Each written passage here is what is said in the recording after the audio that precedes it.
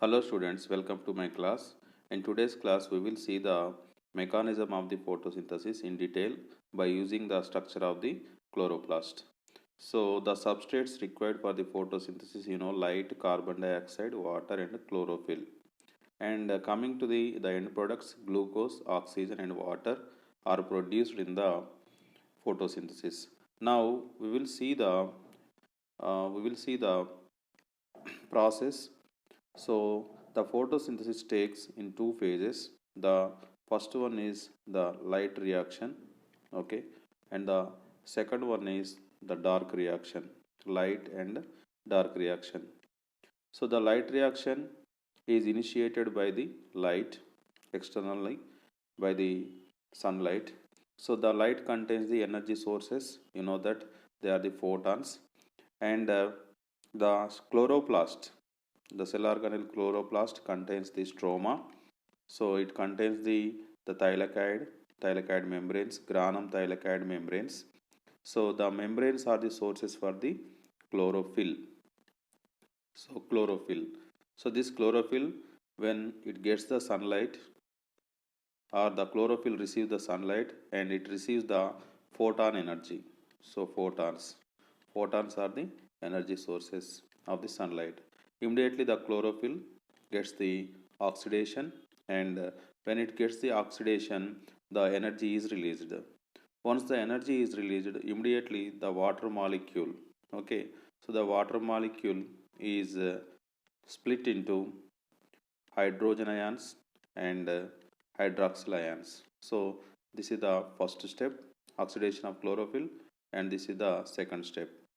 So the hydroxyl ions immediately they are converted into water molecules as well as oxygen. Oxygen is sent out through the stomata of the leaves, and again the water is used for metabolic activities. And the remained protons are hydrogen ions. They change the assimilatory powers like ADP and NADP and NADP. So these are the assimilatory powers are immediately changed into ATP due to the movement of the proton ions and NADPH. So these two ATP and NADPH, which are synthesized in the membrane of the granum thylakoid, are released into the stroma. Okay. Now once again, when you observe the light reaction, so the light reaction contains three phases. First one is due to the light, the chlorophyll is oxidized, and the oxidation energy split the water molecule into hydrogen ions and hydroxyl ions. Hydroxyl ions change into water and oxygen, and the protons change the ADP and NADP into ATP and NADPH, and the split of the water molecule is found by the Hill. So that this is called Hill reaction, and this is also called photolysis, because the indirectly the light breaks the water molecules, or the hydrogen and hydroxyl ions are formed due to the oxidation of the chlorophyll indirectly by the light. So photolysis.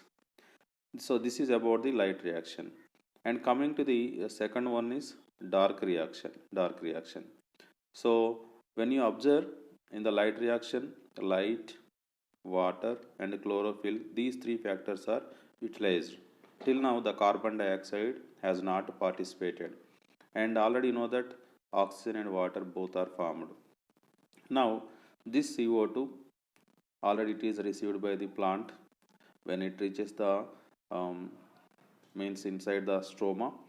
So first the chemical RUBP, ribulose biphosphate, it receives the carbon dioxide, and by a cyclic reactions, the ATP and NADPH with the help of the RUBP, and finally it is changed into the glucose molecule.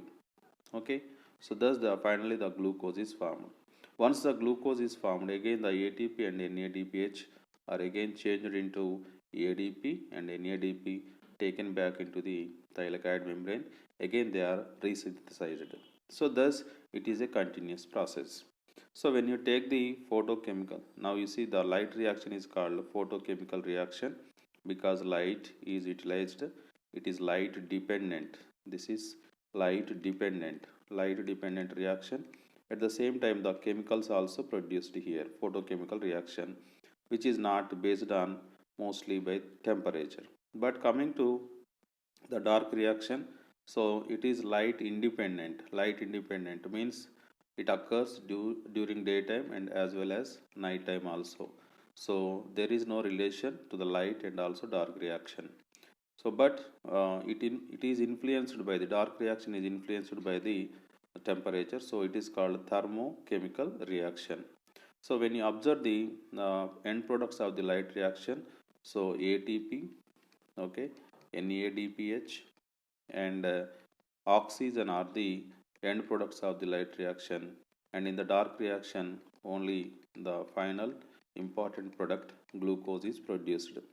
So thus by using this structure of the chloroplast very clearly, very easily, you can understand the process of the photosynthesis, as well as you can differentiate between the light reaction and also dark reaction.